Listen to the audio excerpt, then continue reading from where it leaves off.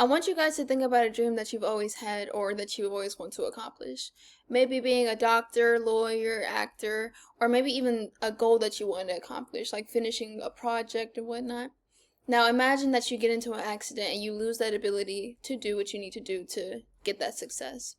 Would you give up? Would you sit in that hospital bed and wonder, what can I do next? Or would you actually get up and try to solve that issue? I want to talk about how Kanye West almost lost everything, and even through still, he succeeded through trials and tribulations, and how he created the college dropout. To begin with, Kanye West was born June 8th, 1979 in Chicago, Illinois. He started his career making beats for different rappers like Common Sense, Mos Def, Jay-Z, Janet Jackson, a lot of people that were very prevalent during the late 90s, early 2000s. However, he always wanted to be a rapper. Beat making was never something that he wanted to do long term. He actually made beats so he could rap over them, but unfortunately he had to make a living for himself, so he sold them. So, in order to get his name out as a rapper instead of just a producer, he created the track All Falls Down. And he decided to show that track to different record labels and whatnot so they can at least see that he's somebody that we can work with. Unfortunately, this traction wasn't happening in Chicago, Illinois. So he ends up moving to New York to find bigger and better dreams. Now, regardless of that rejection, Kanye never gave up. And unfortunately, he did receive a lot of rejection from different places like Rock Nation, A&R Capital, and whatnot. Just a bunch of big record labels that just weren't seeing him more than just a rapper. More than just a producer. And the thing is, gangster rap was very prevalent during this time, and that's not what Kanye showed. So, of course, since he's not showing what's very popular during that time, nobody's really interested in him. However, he used the different connections that he had and decided to, like, you know what, I'm going to make some freestyles and whatnot, and maybe these people that I know will let me perform them live with their songs. So he basically did a lot of unreleased remixes that were live performed and whatnot, and that ends up getting the attention of Rock Nation, and who the CEO the CEO of Rock Nation is Dame Dash, and he ends up getting Dame Dash's attention. So eventually, Rockefeller Nation ends up signing him officially. However, even though he was signed, they still never saw him more than a producer, so they never really took him serious. It was really almost like a selfish act of signing him so that nobody else can have you. I just want you to be with our nation. So, like I said, even though he got signed, he still needed to prove himself. So, in order to do so, he had to get in cool with Jay-Z, which even though Jay-Z was not the CEO like Dame Dash, Jay-Z was really the face of Rock Nation. So, if he got in with Jay-Z, he got in with Rock Nation. And what he did was he asked Jay-Z to get on a feature with him on one of his songs. And Jay-Z ends up agreeing to this, and he actually says, if you had not asked to be on this feature, you wouldn't have got it. So that actually gets Jay-Z's attention because it shows that he has confidence and he's really serious about what he wants to do. So then eventually that song does go out. Unfortunately, I believe it's considered unreleased now, so I don't have the actual music video. However, this opens the door for Kanye, which allows him to actually be taken serious in the Rock Nation, and he can finally start beginning to work on the album The College Dropout. But unfortunately, during all the highs and all that stuff, there's gotta be a low. And on October 23rd, 2002, Kanye was headed back from the studio after a late night session, and of course, he ends up falling asleep behind the wheel and crashing into a car. He breaks his jaw into 3 places, and he actually almost lost his life in the hospital.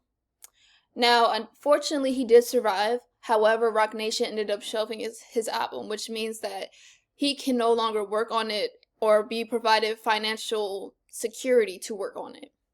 So, sitting in the hospital bed, Kanye is distraught. He's feeling like my dreams were just there. I was literally about to touch the success, but then I lost it all in an instant.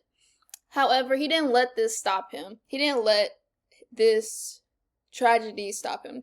So what he did was the minute he was able to articulate his words, he started producing the song Through the Wire. A little bit of detail about Through the Wire. Kanye Kanye unfortunately had a very bad accident. Like I said, he broke his jaw in 3 places. So they ended up having to wire his jaw shut. And saying that is, at that moment when Kanye was doing Through the Wire, he was actually rapping the entire verse through his wire jaw because he felt like he had a very short time period. So he needed to get this album out right here, right now. So in order to do that, he used Through the Wire as a single so he could release that. And in the music video, he actually used different clips of his recovery and just different things so he can have a music video to the song. Now, like I said before, Kanye lost all his financial support from Roc Nation due to the accident. So he was able to get just different people that he knew to help kind of resource his success and whatnot. And eventually he does release Through the Wire as a single hit, which gives him the traction that he really needs. And due to Through the Wire, not only was that his first single, it was his very first hit. And like I said before, this got the attention of Roc Nation, and they finally let him start like producing The College Dropout on a serious level.